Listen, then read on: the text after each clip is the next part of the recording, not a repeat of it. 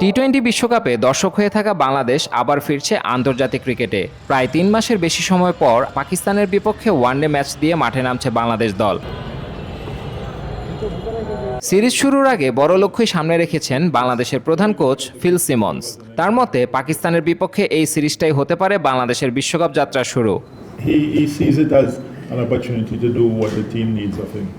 আগামী বছর ওয়ানডে বিশ্বকাপ হবে সাউথ আফ্রিকা, জিম্বাবুয়ে এবং নামিবিয়াতে। সেই বিশ্বকাপে সরাসরি জায়গা পেতে হলে ওয়ানডে র্যাঙ্কিংয়ে 8-এর মধ্যে থাকতে হবে বাংলাদেশকে। কিন্তু বর্তমানে বাংলাদেশের অবস্থান 10 নম্বরে।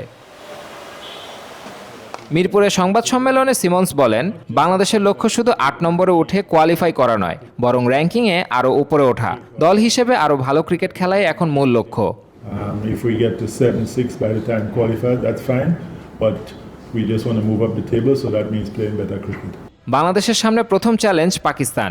বর্তমানে ওয়ানডে র্যাঙ্কিংয়ে 4 নম্বরে রয়েছে পাকিস্তান। তবে ঘরের মাঠে পাকিস্তানকে হারানোর সুখস্মৃতি আছে বাংলাদেশের। 2015 সালে ঢাকায় সর্বশেষ ওয়ানডে সিরিজে পাকিস্তানকে 3-0 ব্যবধানে হারিয়েছিল বাংলাদেশ।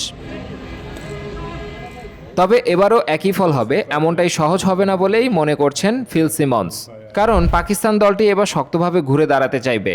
এই সিরিজে পাকিস্তান দলকে নেতৃত্ব দিচ্ছেন শাহিন শাহ আফ্রিদি। তাদের দলে রয়েছে কয়েকজন নতুন মুখও। তবে প্রতিভার দিক থেকে পাকিস্তানের ক্রিকেটারদের কখনোই হালকা করে দেখার সুযোগ নেই বলে মনে করেন বাংলাদেশের কোচ। এদিকে এই সিরিজে ব্যাটিং অর্ডারে পরিবর্তন আনছে Bangladesh. Wicket keeper batsman Liton দাসকে মিডল অর্ডারে খেলানোর পরিকল্পনা রয়েছে দলের। বাংলাদেশ ও পাকিস্তানের মধ্যকার 3 ম্যাচের ওয়ানডে সিরিজের সবগুলো ম্যাচই অনুষ্ঠিত হবে মিরপুরে। Sadman Hasan, sports 24 BD.